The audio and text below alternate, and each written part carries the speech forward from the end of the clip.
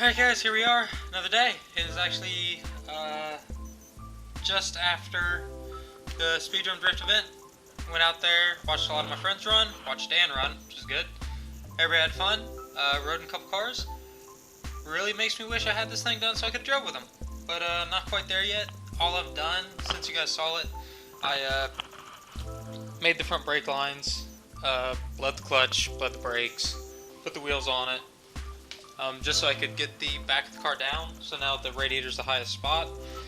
It did take a little bit more water, so I was hoping maybe that air pocket was the issue. It'll hold 200 degrees, it won't actually like keep climbing like it did, because before it got up to like about probably 215 or so, and it kept like creeping up little by little. This time, you know, it got to 200. The thermo switch should have kicked on, it didn't. I just turned the fans on mechanically, or manually with the switch I have in the car. It held it at 200, it didn't keep climbing, so that's good news. So I think it is getting some flow, but I think the 170 degree thermostat I bought might not be 170, or might not quite be what was advertised. So I'm putting the one that I ran last year, which is an actual Nissan, I think it's a Nismo one actually, but it is 160 something degree, 76.5 C thermostat. I know it works. It was in the car last year. I mean, like I said, I wanted to get the car to stay a little more stable on coolant temps, because sitting in line, it'd pull it down, 170 or so. By the time I come off track, I'm like 195. I was hoping, with the 170 or 180, that essentially it'll hold the motor right there. Like, it shouldn't move a whole lot from 180. So when it climbs, the thermostat will open, but the air or the water that would have been sitting in the radiator getting cooled this whole time would be so cold that it would let it in, and the thermostat would essentially do the regulating of the temperature versus the fans coming on and off, because the thermostat's always open once it's over 160 something degrees, because in the summertime it's hard to get the car below that. So I was hoping to keep it a little more just a stable kind of operating temperature, but this thermostat don't trust, or I think it might have an issue. I still have the old one, which I know is good, so I'm going to take that one out. I'll probably boil both of them to see, obviously the one that I took out of the old motor should open sooner, confirm that they're good. Hopefully the other one opens up like really high. Boom, that was the issue. Throw it in the trash, whatever. I don't want a thermostat that's at 200 degrees. Then I'll put the old one in, silicone it, just let it dry overnight. Tomorrow, put water, everything back in it, fire it up again. I do not like the fact that this will be the first, second, so it's fired twice, and it hasn't driven yet. The new engine, it's important to load the motor pretty early on to, help seat the rings. So I haven't let it sit there and just idle. I'd move the RPMs up and down, try to create some vacuum, help the rings to seat, but I really don't want to start it any more than I have to, and I need to go drive it and actually do good engine vacuum, bring the RPMs up and just let the engine slow me down so I can seat the rings, break it in the right way. So yeah, I drained the coolant. We'll start pulling off some of the radiator pipes and stuff. I'll just go do a time lapse, nothing special. Pop the thermostat out. Maybe I'll show you guys some video when I go to boil them and see what temperature they both open at.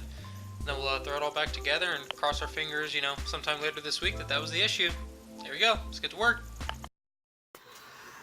I feel like somebody's watching me.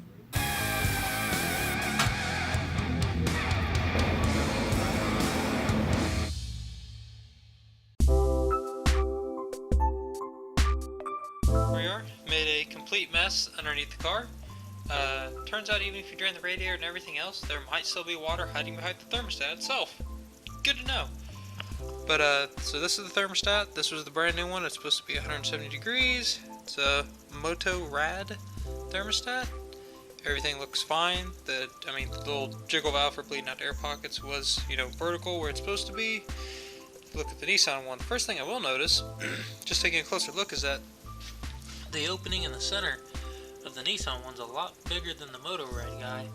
I don't think flow's particularly an issue, but just, food for thought, that could potentially be an issue. And also thought it was funny that the little jiggle valve thing is actually kind of crimped in the wrong way. So where the thermostat housing is, well, I guess I shouldn't say the wrong way, it's just crimped the other way, so I'm not sure. See, the thermostat housing is normally the, in this case it's the inlet side.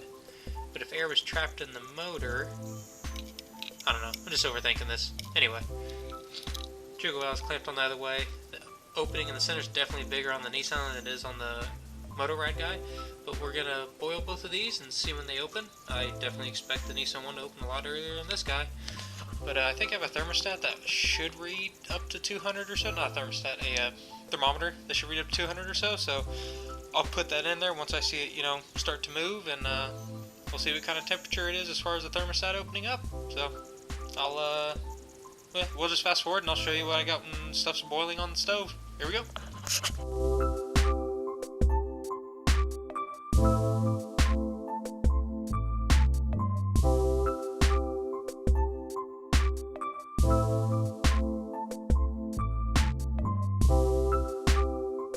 Test.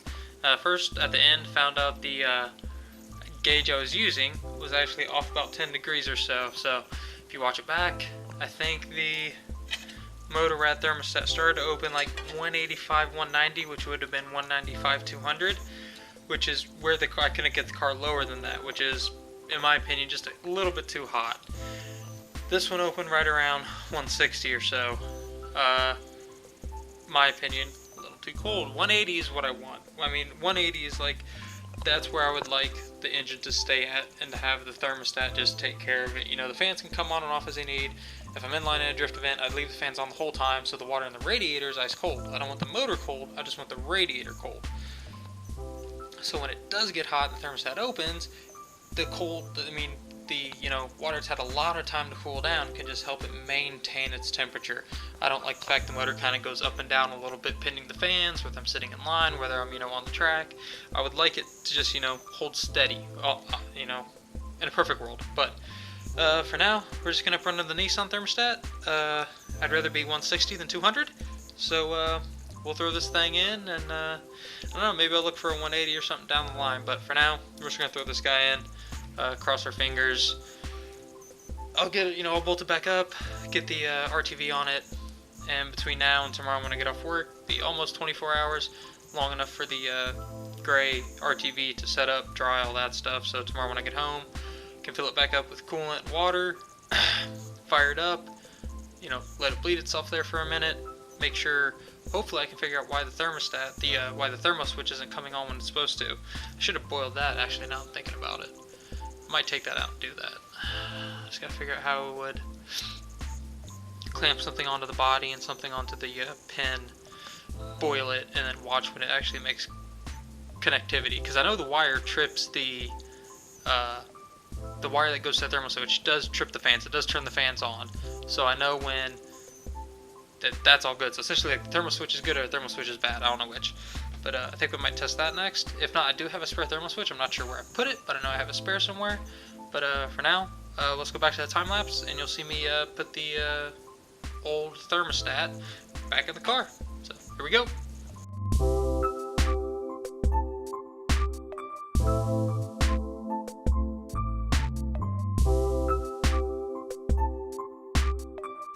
Alright guys, there we go. Bit of a struggle. Kind of did it twice because the first time I put it on, I like to use as little RTV or silicone as I can, and then sometimes when I put stuff on, I question whether or not, did I put enough to take up any potential gaps or, imperfections in the mating surfaces? Do I really want to chance it and fill everything with water and then have a leak and have to do it all again? So pulled it off, put a little bit more silicone on it, just enough to see a squeeze. We need to go to tighten it down. It's all finger tight essentially. All the pipe and everything is back on there, but the outlet housing is finger tight. Gotta let it set up for an hour or two, just kind of tack up a little bit. Then I'll torque it to spec, which is probably 5 or 6 foot-pounds maybe. It's an M6x1, it's a very small bolt. So, and some of these are known to break when people over tighten them. So it's all back on there. It's all snugged up. Like I said, before I go to bed tonight, I'll come back out here, torque it down, let it sit all day tomorrow. When I get home from work tomorrow, fill it back up with coolant and water. Essentially fire it up like this, let it bleed once, just make sure there's no air pockets or anything. Put the cap on, pray that the thermal switch does its job and actually kicks on. Still don't know why I didn't do it last time, but hopefully the thermal switch does what it's supposed to do. Then I will yeah, set it down, go for a spin around the block a little bit, just kind of run up through the gears and just let it engine brake.